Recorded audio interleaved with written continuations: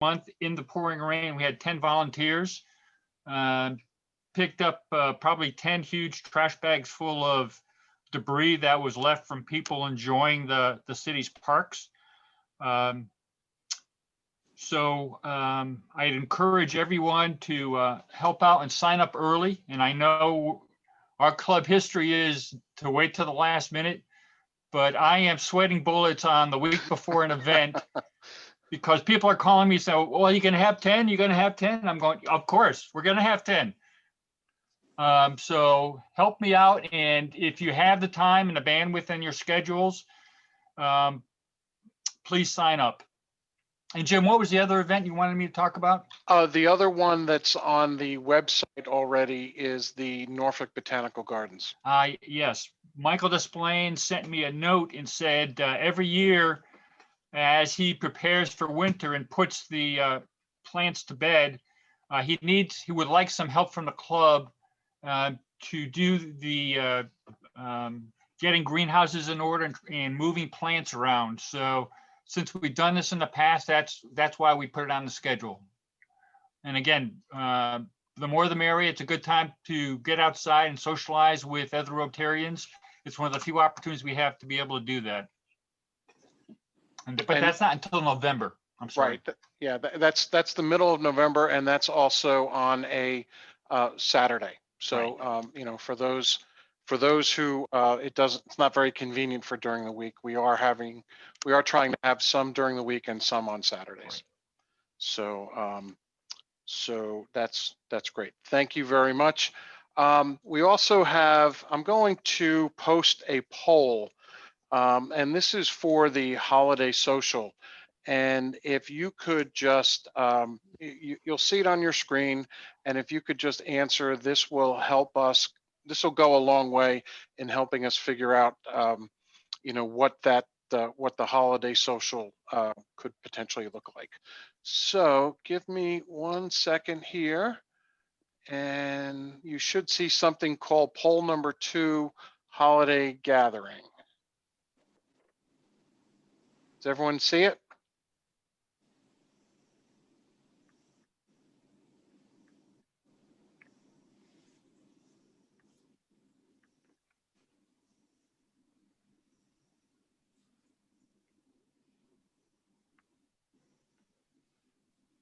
And you might have to scroll down because there's actually 4 questions.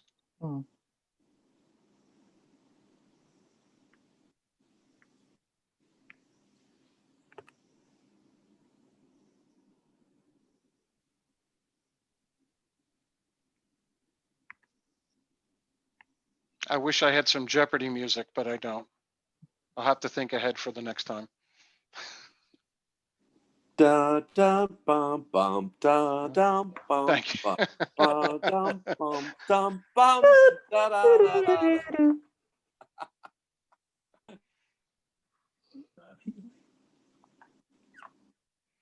Music committee always comes through. Thank you, Bob. Awesome.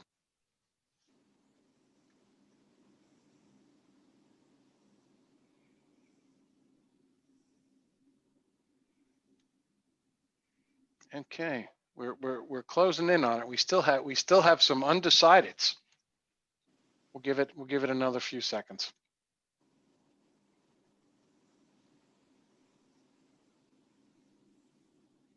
If someone is having some issues registering what it is they would like, or what answer they would like, feel free to either use the chat to let us know, or just give me a call, and we will be there.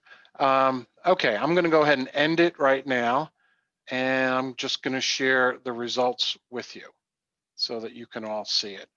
And once again, you'll have to scroll down to see question 4. So what I see from here is, yes, we want to do it. 50-50 on, you know, bringing a guest or not, evening and appetizers. So thank you very much for participating in that. That's very helpful to the committee. Okay. moving right along. Last week we started, we're trying to raise a little bit of money for polio, and we auctioned off a cheesecake in order to move that along.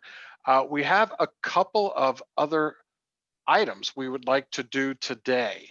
And the first is I would like for Julie Kiesling to let us know what item she has offered to the club to be auctioned off. Thank you, President Jim. And what I have here is a bottle. It's, I think, around 650 milliliters. It's a little bit shy of a regular wine bottle, but it is. Why did my screen go blank? I'm sorry. That was mine. My bad. Oh, okay. Yeah. So it's called Crema di Limoncello. And if any of you have ever had limoncello, it's kind of clear, it's very lemony, it's an after dinner liqueur, but crema is made actually with some milk and a vanilla kind of flavor to it, or smell even. So it's a little bit different. It's a little harder to find if you ever go shopping, but it's wonderful. It's homemade. It takes me 30 days to make a batch. And there's no preservatives at all. It has to be refrigerated, frozen actually. So, but there's enough alcohol for it not to freeze, just in case you're worried. So, Julie, is it okay if I share a screenshot of what it looks like? Sure. Okay. Hold on. Here we go. Okay. Yep. So this is the custom made limoncello. Somebody asking a question? Was it? Are there any questions about it? Okay, well, if there's no questions about it, I'll leave it up there to tempt you. But I was told a fair opening bid for this is $40. Do I have $40? Yes, Lorna here. Lorna, $40. Do I have 40? 45. Okay, we got $45. Do I hear 50? Do I hear 50? Also includes delivery, Jim. I will deliver it to the house. Okay. Also includes delivery. Do I hear 50? Do I have $50 for a crema de limoncello? We have 50. Do I have 55? $55. 30 days of love go into this. $55. Me, Lorna. Lorna, $55. Do I have 60? $60? $60. Not only wonderful limoncello, but helping to $60 from Joe New. Thank you. Do I have 65? Ready? Let me read this. 65? Yes, okay. Hi there, good morning, afternoon. I'm holding up. How about you? Okay. Do I have 65? Do I have Jim? 60? Yes. It's Lisa, 75. 75 from Lisa. Oh, Thank you, Lisa. Thank you, Lisa. I'm going to go ahead and stop sharing so I can see who might be bidding. We have 75. Do I have 85? I have $85 for the limoncello. 85, 85, 85. 30 days of love go into it. 85, anyone? Going once. Going twice. Sold to you, Lisa Chandler, for $75. Thank Hey. you. Thank you very much. Can I Venmo that to charities? You can Venmo that to charities. Okay, great. Thank you. Absolutely. That's the easiest way to get it there. And again, this money being raised during these auctions is earmarked for the club's contribution to eradicating polio. So thank you very much for your generosity. We have one other item that I thought was really neat. And so I'm going to turn this over to Diana Starkey. Okay, well, we're the Virginia Arts Festival had Judy Collins, the famous Judy Collins, come into Chrysler Hall a couple of weeks ago, and she did a concert, really and truly. She did a concert to the empty Chrysler Hall.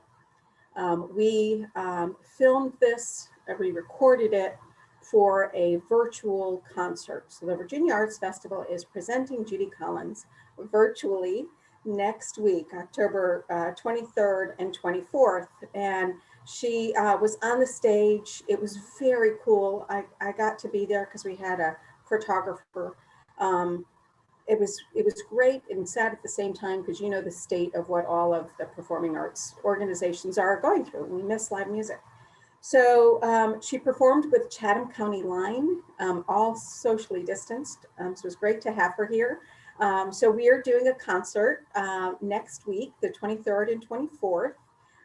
And we also have a VIP package, which is also cool. So you have an opportunity to join Judy Collins on a Zoom chat.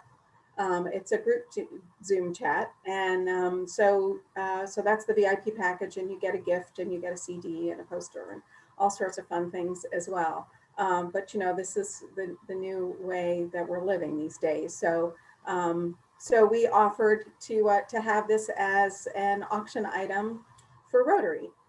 So take it away, Jim. Okay, well, first off, a question: can they go? So how does it work? Is there a VIP session on the 23rd and 24th? Can they pick when they go?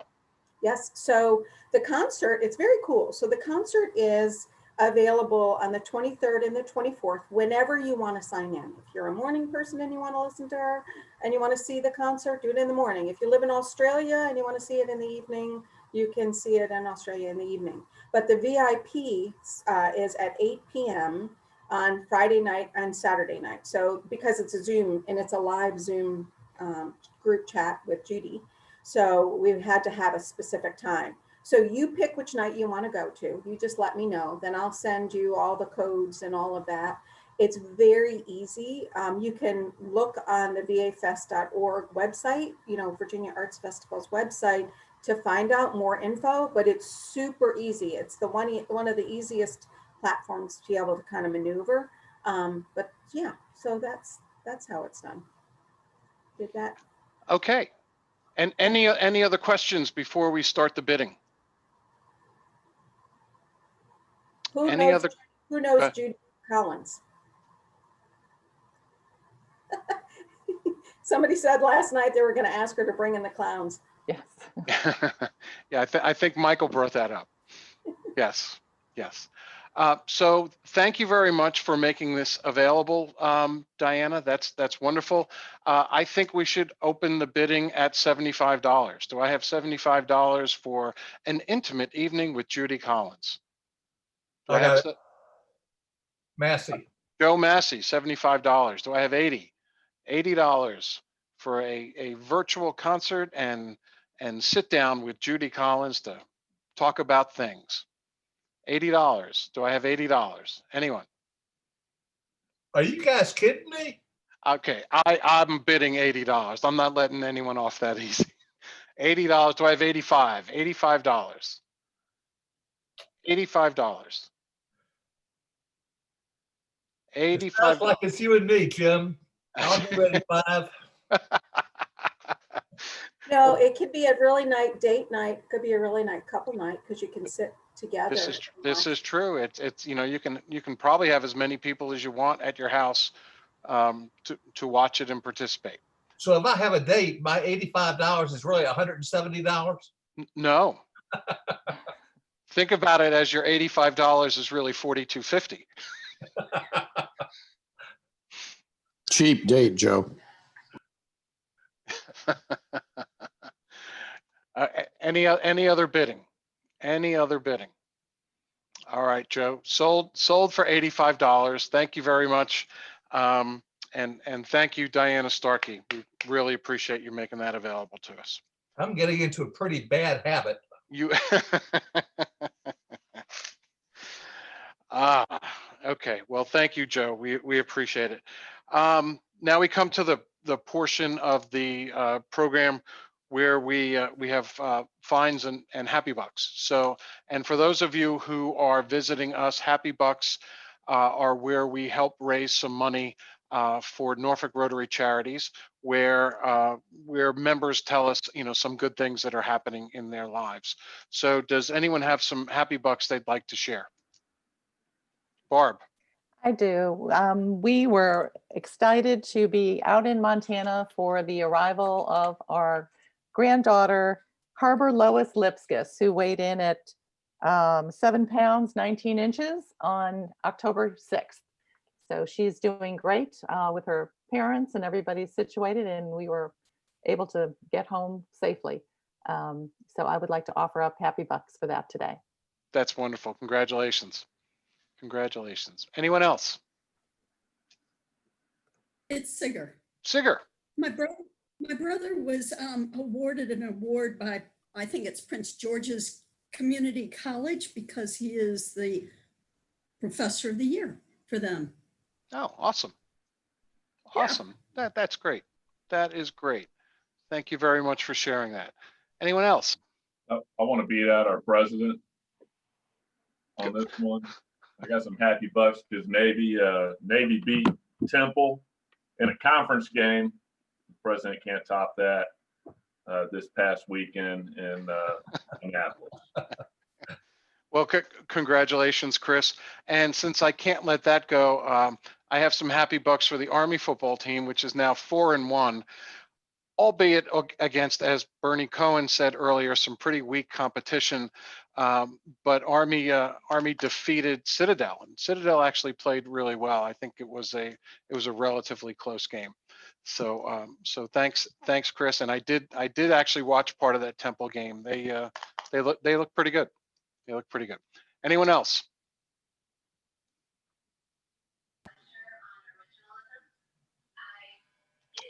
Looking around. Any other happy bucks? Jim O'Brien. So this is the time of year where Jim Kitts and I have our gear up for the Army-Navy football game. Navy's not having a red hot start. Army is. And so Jim and I have I'm assuming we're going to continue our standing $100 bet. Absolutely. The loser pays the $100 to the Norfolk Rotary Charities. And I'd encourage any other Navy grads or Army grads. I don't think we have any other Army grads in there, but there are some other Navy grads who might wish to participate in that wager. Okay. I'm in. Okay. All right. Well, the standing bet continues, Jim, as always. As always. Thank you very much. Anyone else? Anyone else have any good news? Anyone else want to confess to anything that's finable? All right. Thank you very much. At this point, I want to introduce our Vice President in charge of programs, and that's Lori Harrison. Okay, I'm going to introduce Barbara Lipskis. She is our Rotarian of the Day. Barb has been a member since 2009, and her favorite part of Rotary is that she gets to work with like-minded individuals who are service-oriented. And she always leaves a meeting feeling like we've made a difference in the world. So that's great. She had so many fun facts. I'm going to try to stick to just a couple. She's been married for 43 years to Don. And they had 4 babies in 3 years. They already have 7 grandchildren, and they're expecting another one on Friday. I think I got that right. So she's a busy lady, and she's also the chair of the Up Center. And we're happy that she's our Rotarian of the Day.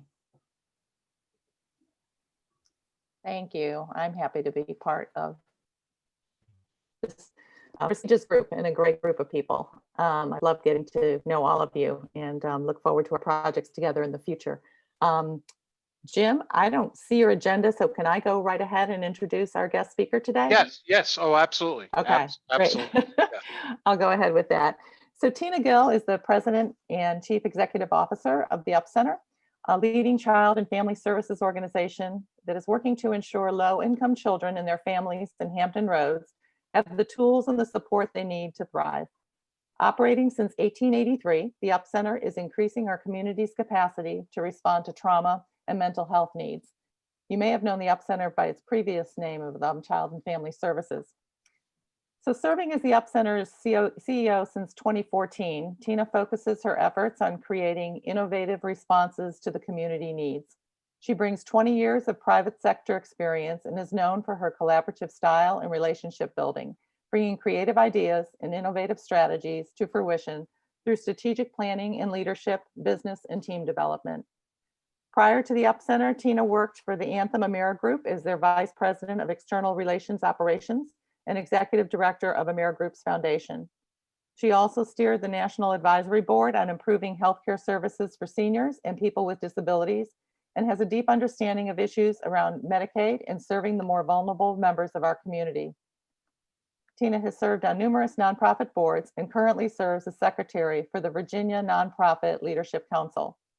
She holds a BA in psychology from the College of William and Mary. She loves spending time with her family and her 3 beautiful, accomplished daughters, enjoys hiking in the outdoors, and can't decide what she likes more, a good meal or a good book. And over the past 6 years, I've had the distinct pleasure of working with Tina as a board chairman.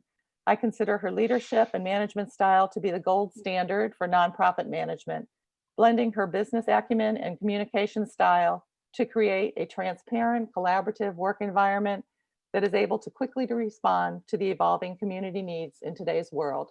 So today, I'm really happy to bring Tina Gill to you at our meeting. Welcome, Tina.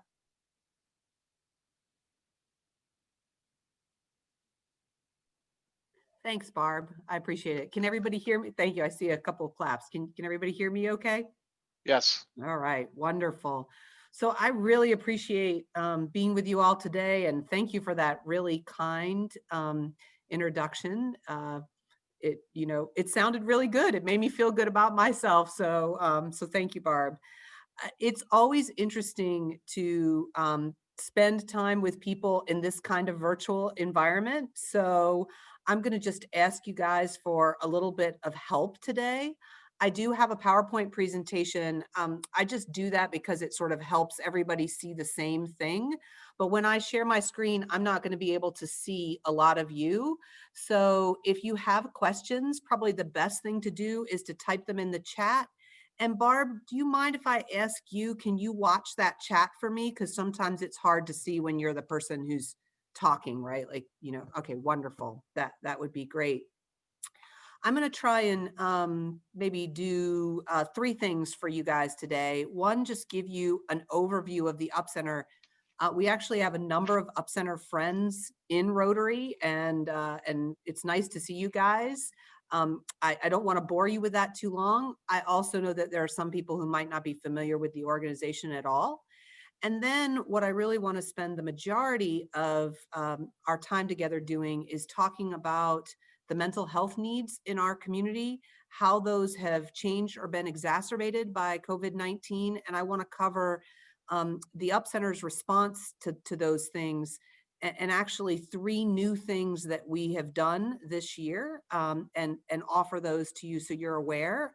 And then finally, I just want to make sure we've got time for questions and any conversation that you guys would like to have, either about the Up Center or about the emerging needs that you're seeing in our community with children and families. I would really appreciate that time. So with that being said, I'm going to share my screen. I do have one video that I'm going to try and show. I'm hoping everybody will forgive me if that doesn't work. I have tested it, but sometimes technology does funny things when you actually get to it, right? But let me go ahead and share this screen with you guys.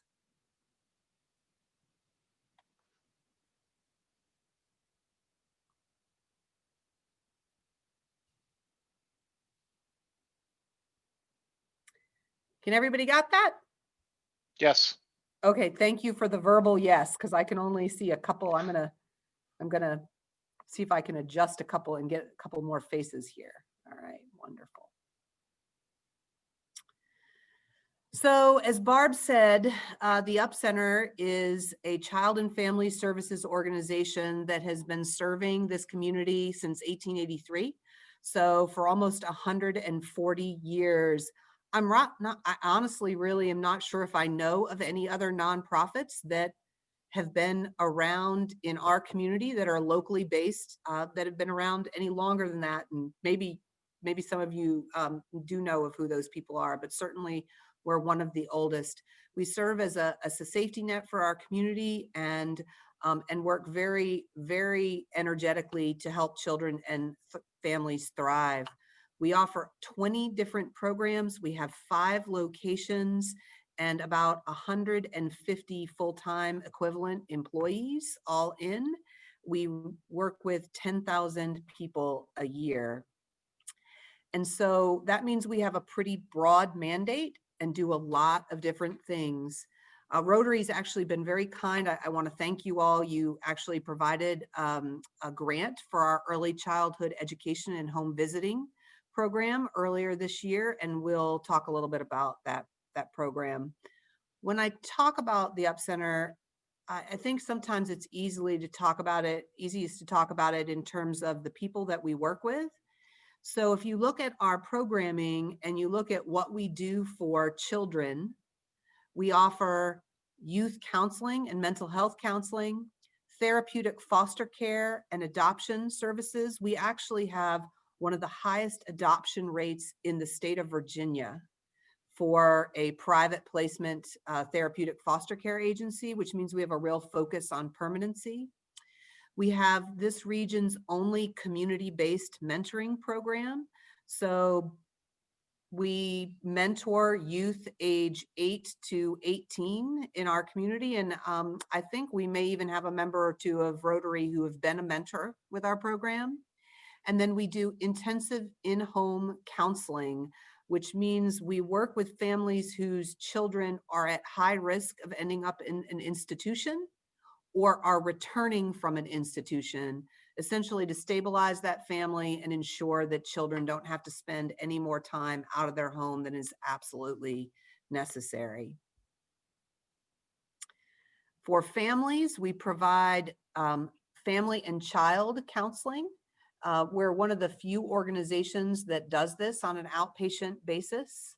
We also do early childhood education and home visiting. We help parents become their children's first and best teachers. Housing and financial counseling and foreclosure prevention and intervention. As you might imagine, this is a pretty significant issue for our community right now, even though there's been a lot of protective measures put in place to ensure that people who cannot pay their mortgage or cannot pay their apartment rental fees are not evicted. There are many more people in our community than there were just 6 months ago who are experiencing financial difficulty. And we've actually doubled the size of this team since the beginning of the pandemic, which is just a little fun fact for you all. When we're working with someone and trying to avoid eviction or foreclosure, we have about a 93% success rate. So it's just a little nugget.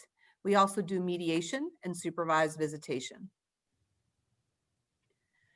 We work with people and families with disabilities as well. We offer sponsored family home placement. A lot of people don't know what that means, so I'll just give you a little insight.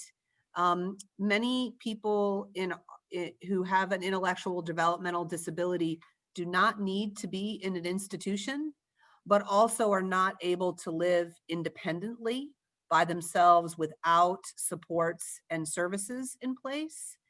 And so we, rather than offering a group home, we have something called a sponsored family home, in which a family essentially brings an individual into their home with an intellectual and developmental disability, and that person is housed there and receives the supports and services as part of that family environment. And then we offer financial management programs, which are really homeless prevention programs for veterans and those people who are unable to manage their own money. So we flow about $11.5 to $12.5 million annually through those accounts in managing people's money for them and ensuring that they're stabilized in our community. if you look across all the people that we work with, one of the things that is very common and the center stone of what we do is we help people with the trauma and mental health challenges that they have. And so I always like to sort of land here when I'm talking with people on mental health. So in the mental health space, we have standard outpatient counseling, group therapy and education, substance use disorder counseling, peer recovery services. We do special work with military families, and we do mental health skill building.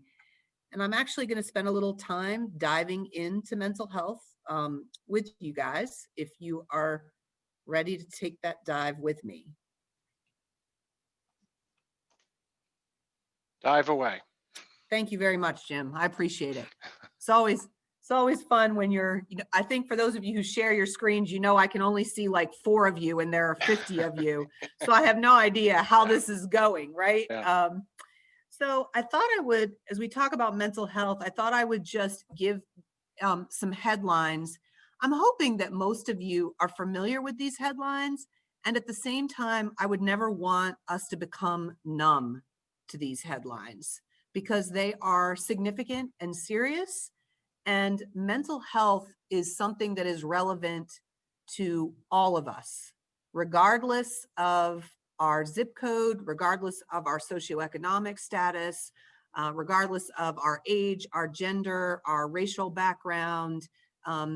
1 out of 5 or 20% of people in our country experience a mental health illness or challenge, right? So that means if there are 50, people on the call, right, which I think is roughly what we have, that 10 of you have probably encountered some challenge with mental health yourself.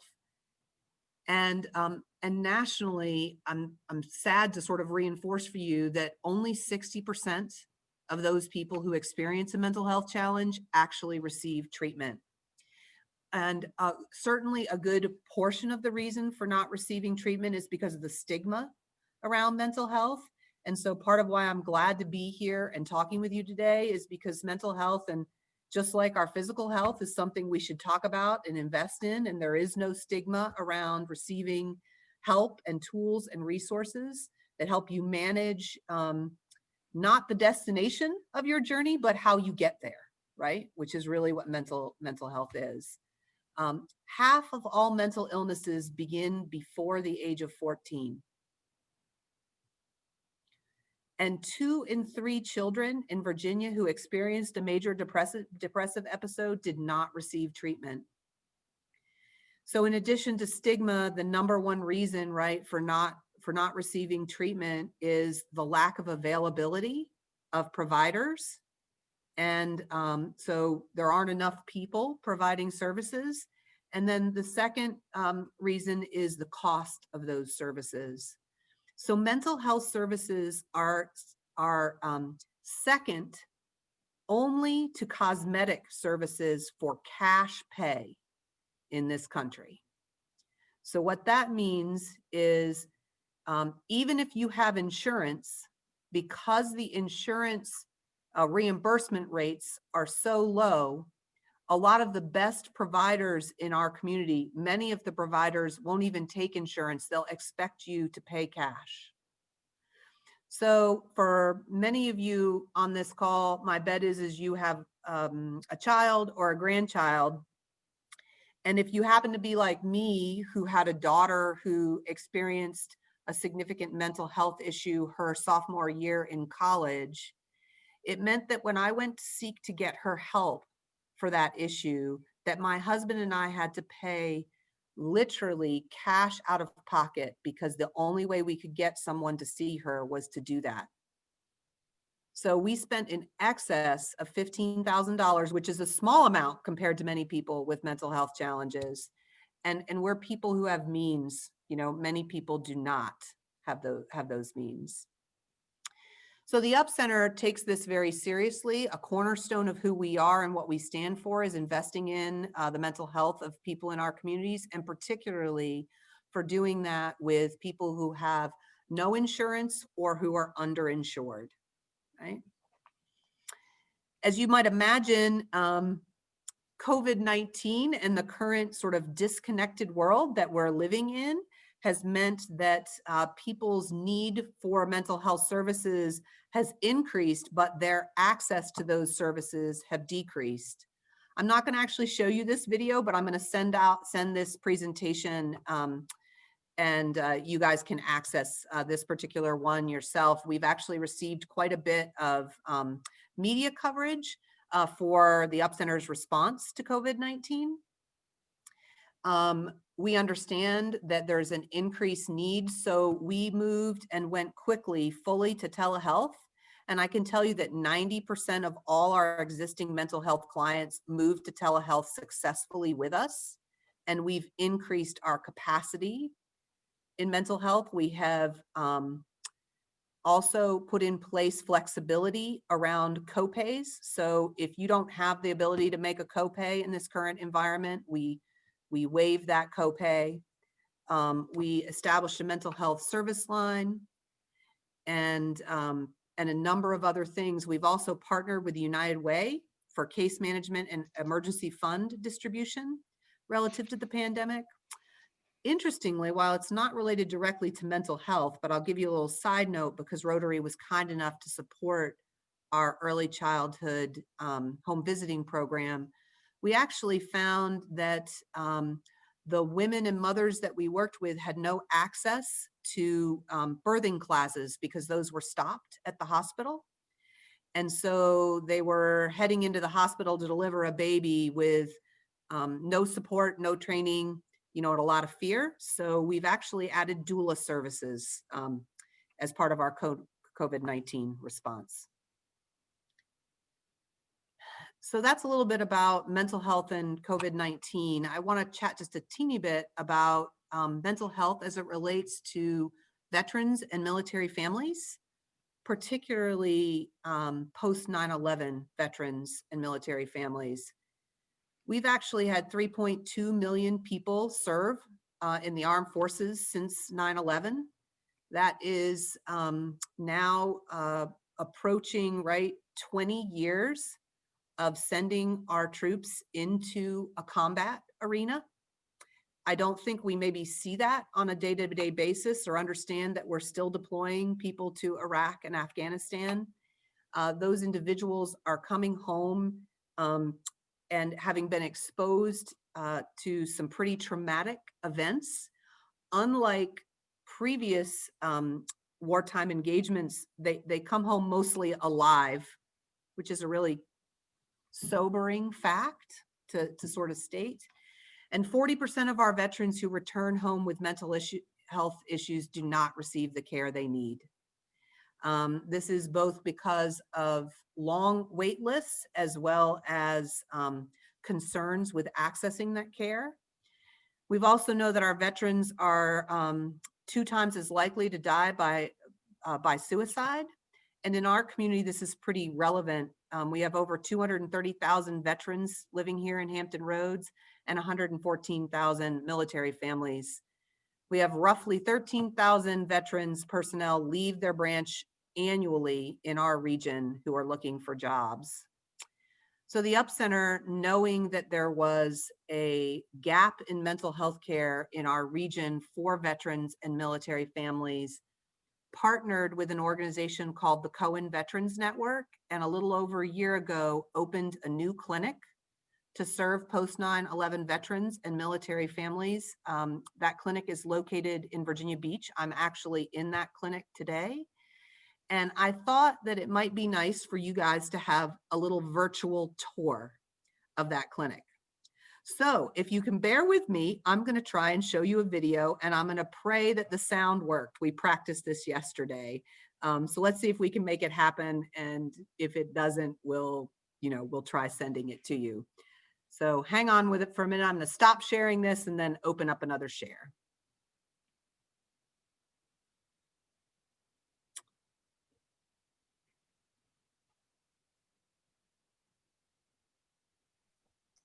And I will just share that we have not had any questions come forward to this point. Thanks. And so everybody can see my screen? Yes. Yep. All right. And we're going to try and Barb, shout at me if you are not able to hear this, but just give it a second, right?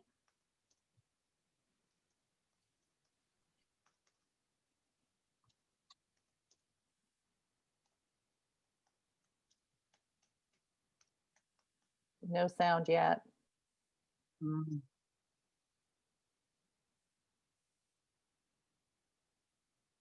So you can't hear it, Barb. Is that what I heard? Yes, that's correct. Ay, ay, ay, ay, ay. Okay, hang on.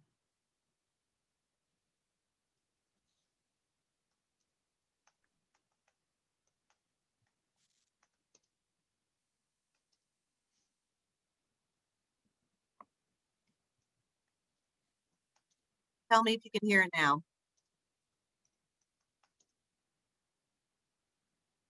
No.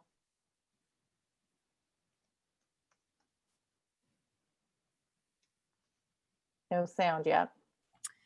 You Okay. try clicking on that little thing. It looks like a speaker, the third little button in on the left. Nope, you look, that looks good.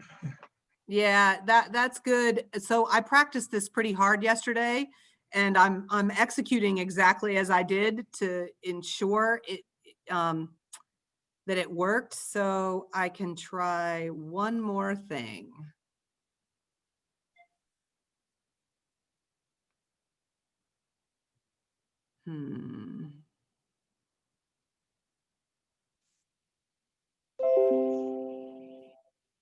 I heard something. You heard something. All There right. was a bell, yeah. So I'm going to take my headpiece off and I'm going to put this down for a minute. You know what it could be? It could be that your computer is Bluetooth connected to that, and so it's not broadcasting it. Yeah, so it doesn't do it without the headpiece in either, Jim. So Okay, it's okay. kind of a tricky thing. So I'm going to put this down and I'm going to try it and let's see what happens. There you go. Well.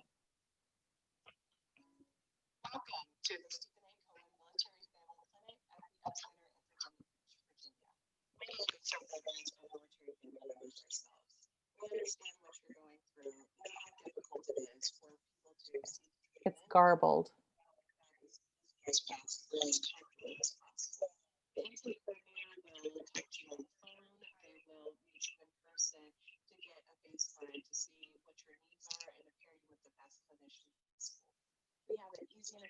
So the sound is coming across garbled on my screen. I don't know if everyone else is hearing it that way.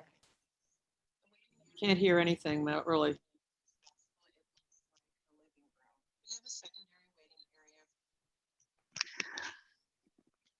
Okay, would you guys like to punt and save this for later? I'm getting different, some people giving me the thumbs up and some people telling me they can't hear it. Jim, you're on mute. Yeah, I know. My thumb up was agreeing with what was said, that it's really Okay. hard to hear. All right. Well, I apologize. I was really hoping I would. Video? I'm sorry? Can you walk us through the video? Yes, I think I can try and do that. So I'm going to let this go. This is Iman. She is our clinic director. So first, here we go. We'll try this. Yeah, many of us are veterans or military. So this is our team. We understand what Many you're are going through. military. Now it's I hear it Tina, now. now it's working. That was weird. Now it just stopped. I don't know why. They will meet you in person to get a baseline to see what your needs are and to pair you with the best clinician possible. We have an easy and efficient check-in process. The moment you walk in the door, you'll be greeted by staff who will make you feel at ease. Is it working? Yes. Okay. The waiting area is designed to be as comfortable as possible. It looks like a living room. We have a secondary waiting area for those who want a little more quiet time, a little more peace We have a kids waiting area that has games and toys, and we think it's really important for the children to have their own space where they can be creative and have fun. We offer complimentary childcare on site. We do this so that we can remove as many barriers to care as we can. We offer individual therapy, couples therapy, family therapy, child therapy, adolescent therapy, and group therapy. Some clients aren't ready for individual therapy, and we're here to meet them where they are. And so group therapy is a great option for that introduction into what services are going to be like. Telehealth is a way to receive therapy from the comfort of your own home. It is a confidential and highly effective way to receive treatment. You can do it with a computer, a tablet, or smartphone. One of the things that makes this clinic really special is we serve the whole family. It really is a place for the family to get together and to work on the challenges that they're currently facing. We use play therapy to engage the children. Everything is designed with the child in mind. In the play therapy room, we have a playhouse. It actually looks like a castle. We have costumes, we have games, we have puppets. There are so many components that go into getting a military family back to better. And so we offer a holistic approach.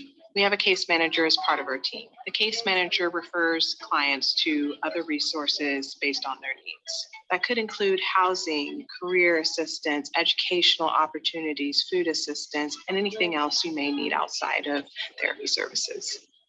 Outreach is a great way for us to make our presence known. We partner with local organizations to fill the gaps in care and fulfill the needs in the community. The community room is a large space that we use as a community hub.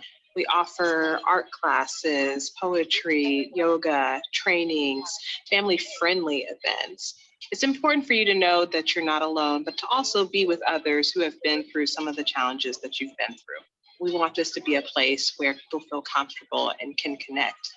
The boardroom is a great place for the team to get together and share best practices. We work together as a unit to make the experience the best it can be for our clients. This work is incredibly important because our veterans and our military families deserve it. They have put their lives on the lines and they have served. It's about so much more than treatment. It's about getting veterans and military families to live a more healthy, happy, successful life. We appreciate the service and the sacrifice that veterans and military families make. And we just want you to know that we're here for you. Hey, congratulations. You finally made it work. Here's the funny thing. I didn't do anything. It just started working. Okay. There are a couple questions in the chat room for you. All right, let's see. Hang on a second. I accidentally kept that going.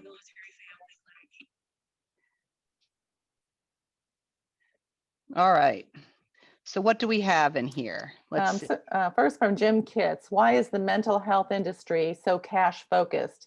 Is telehealth viable way to lower costs? Sure. So the mental health industry is cash focused. I think the technical term would be generally because we don't have parity for coverage of services under insurance. So the reimbursement rate for an hour of outpatient service, the average reimbursement rate is probably about $75 to, maybe, well, we'll just say $75 to $80, but the actual cost to deliver that hour of service exceeds that. And when you combine that with a lack of supply, meaning we don't have a sufficient number of therapists in the country, a therapist doesn't need to accept a $75 rate of reimbursement. They can actually charge, they can choose to have no insurance, to not take insurance coverage and just charge the individual $120 an hour for service. And because there's such a demand and a shortage of supply, they can command that rate and they're better able to sort of support themselves and run a practice. Did that answer the question? Make sense to you guys? Thank you. Yep. So the outpatient services at the Up Center, We run right around a $300,000 to $350,000 hole, or gap in our financials. We run them at $300,000 to $350,000 in the red annually, and we have to go out and fundraise to cover that gap of care. Our average rate of reimbursement for those people who have Medicaid sits right around $65, and many of the people we see are uninsured.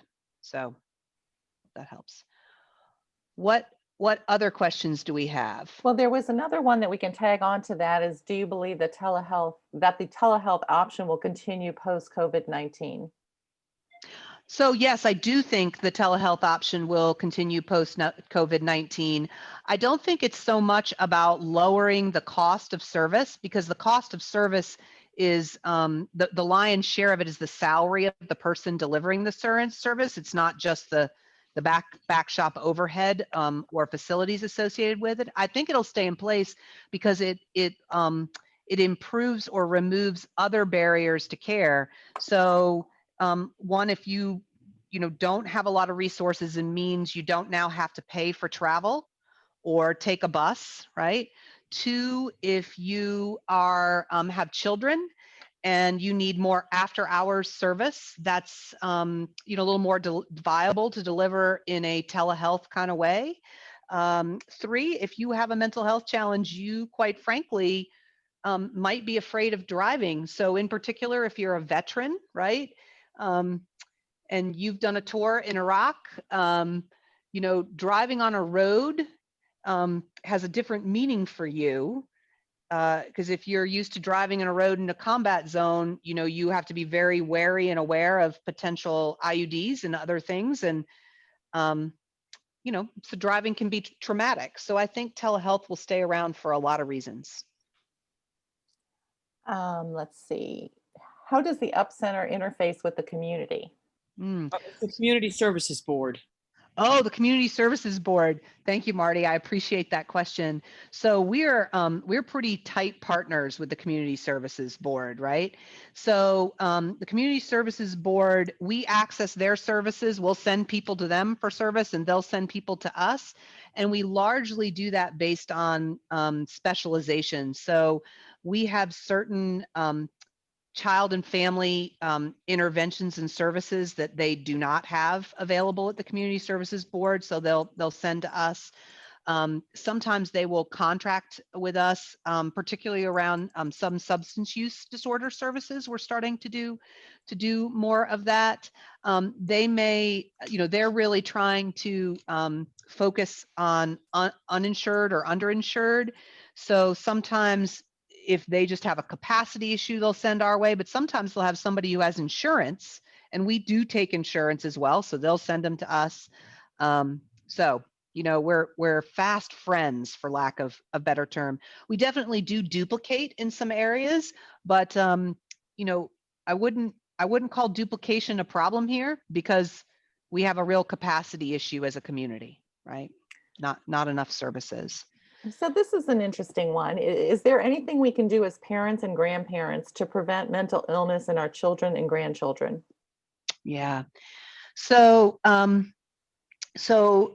think that my clinical team could answer that more effectively. But here's what I would say, just from layman's terms, right?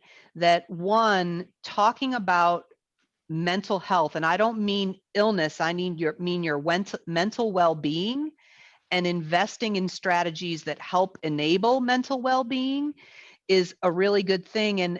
And your grandchildren and children, they have different stressors than you did when you were growing up, right? So they have access to social media technologies and sort of this constant barrage of information that maybe you didn't have, right? Because you didn't have an iPhone and you didn't have Instagram. And so their ability to sort of calm their mind and separate themselves from that is taxed. And so just talking about that, I think openly, right? If you've had a struggle yourself with a mental health challenge, if you've been depressed or you felt low, even just talking about your feelings, right, is it helps engender coping strategies. So there you have it. Some mental illnesses, I don't probably aren't purely preventable, but I don't think it's always just about preventing either. I think it's also just about coping, right? Learning skills and strategies that help you deal. So is your mission to serve lower income people, or are your services available to those at all income levels? Yeah. So our mission is to serve those people who are underserved, which really means low income and the military, because the military is underserved, right? There isn't a significant capacity. Having said that, we do accept insured clients, but we don't define that tightly into our mission. So did that answer the question? Yeah. So we're not out, marketing to, we're not out marketing to Dollar Tree, please send your employees our way, right? Yeah, that's not kind of how we approach it. We tend to work with communities that are much higher risk, that have less resources and less opportunities.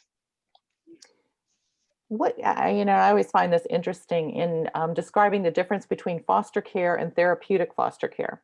Yeah. So therapeutic foster care essentially is foster care for children who have a higher level of need because they have experienced any of the following: exceptional neglect and abuse. They may have an intellectual developmental disability. They may be exhibiting early signs of a mental illness, or having real behavioral challenges that's going to require not just foster parents, but special supports and services, and specially trained foster parents to support those children. And so the UP Center is a therapeutic foster care agency. So we are licensed and separate from our city foster care agencies. We have to maintain a higher standard of care that's audited to a higher standard, if that makes sense. We have to have special training in place. And what that really means is that a good portion of the children who end up being placed with one of our foster families are probably among the children who are most in need of help and special services in our community. So Jim, I just got a very encouraging comment that came through, clearly a topic of interest to many of us since we're not logging off. So there are a couple more questions that I'm going to throw at you, Tina, if you can bear with us. And Jim's not going to pull the plug on this meeting. No, keep going. Okay.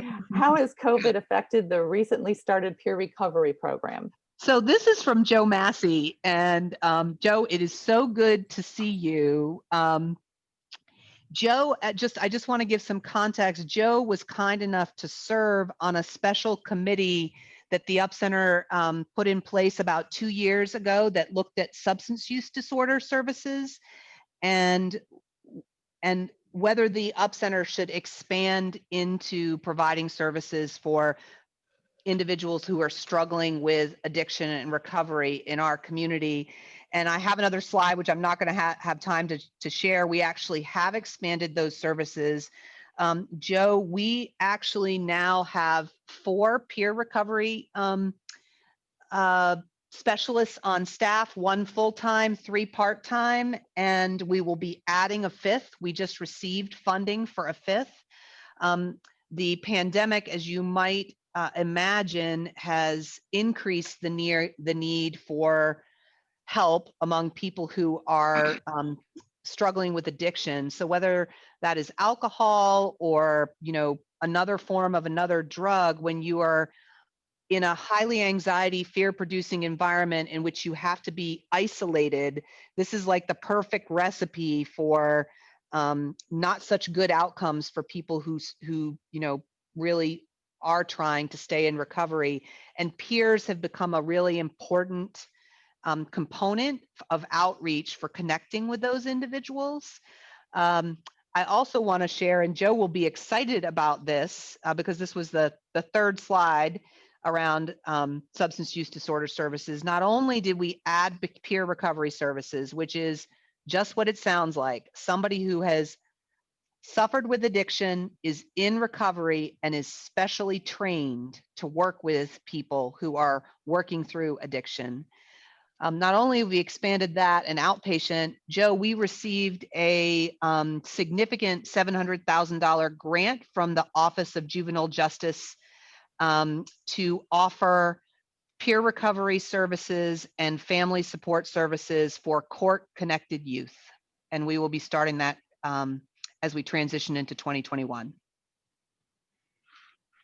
I see that smile. Thanks for your help with, that committee, Joe. It was a fantastic group of people to have together. Like I said, we worked for almost 2 years identifying how we would, how we could help and where was the best place for the UP Center to work. And so we don't do residential substance use disorder. We do straight peer recovery and outpatient support of people who are working on recovery. So we have one more question from Bob Batcher, who's our CEO at the Senior Center. And he is asking, are the independent seniors part of your mission? Are independent seniors part of our mission? So, families are part of our mission, and to the extent that seniors are part of a family, then we do define them in our mission. I do think that it's important to say that the majority of our services are focused on young family or younger families. Probably the space and place where we get most involved with seniors is in housing and financial counseling. So we do quite a bit of housing stability work with seniors, and sometimes that is counseling them on how they might remain in their home if they are experiencing a shortage of resources. And we are certified to counsel on reverse mortgages through HUD. And so we will help with that. We actually come in for a lot of seniors and do foreclosure mitigation, and we'll renegotiate their loans for them. And that's probably the majority of the space in which we work at the senior level, but we don't have a specialization around senior mental health, for lack of a better term. Well, Tina, I want to thank you very much. This was, I'll be honest, this was one of the more engaging presentations we've had, and I judge it by how many people hang on past what our normal shutdown time is, and you are the leader right now. So, that's that good was news. awesome. Thank you. We thank you for sharing the UP Center story with us. We appreciate you, participating in our meeting.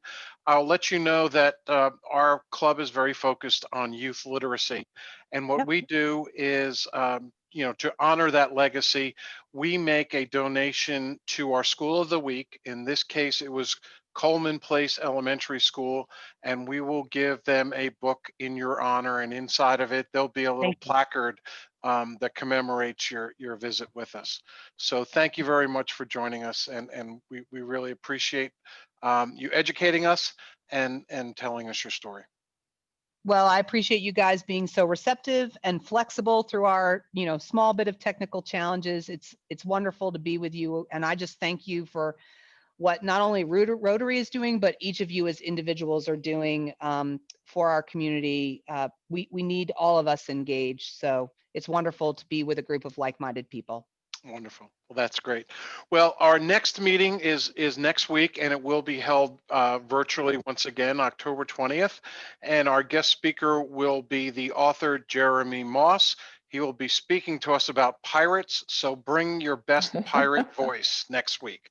So thank you for joining us. And yes, and we are returned. Thank you. Bye-bye. Bye.